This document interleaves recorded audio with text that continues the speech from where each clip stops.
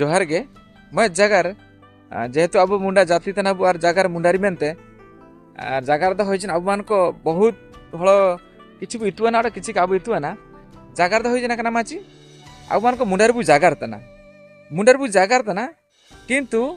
मुंडारी पानीटा बाइतान हटा काबुची नातिया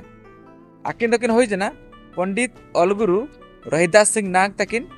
आकिना जन्म जयंती काजी करे दो अबुआ फेब्रुआरी 5 तारीख 1934 मसीह काजी किन आकिना जन्म जयंती 12 तारीख ना और आकिना आकिन पे शहीद लेना 30 डिसेंबर 2012 मसीह काजी हलाची एंदी पिला आकिन बानाव किना काजी केन लेका 30 डिसेंबर 2012 रे बानाव किना और आकिन किन शहीद लेना इनाते अबु जत्तो हळहन मुंडारी जागारतान हळको ओके करे मेना अबुआ अब मान को ठर दरे काजी जे अबुआ मय मुंडारी स्रष्टा में नगर को आता लिपि किन बाइलेदार इना लिपि तो ताइना मुंडारी बानी हेची एलेका तालिन जत्तो अबुआ मुंडारी हागा को किलिन जागरा दको जत्तो हगे मुंडारी बानी को ओलेकाबु और निम्नाग्नि जगह रे बाकी जेहेतु शहीद दिवस लेका काजी के लेका आकिना पुण्यतिथि ओको दिपना बानो किना 30 डिसेंबर 2012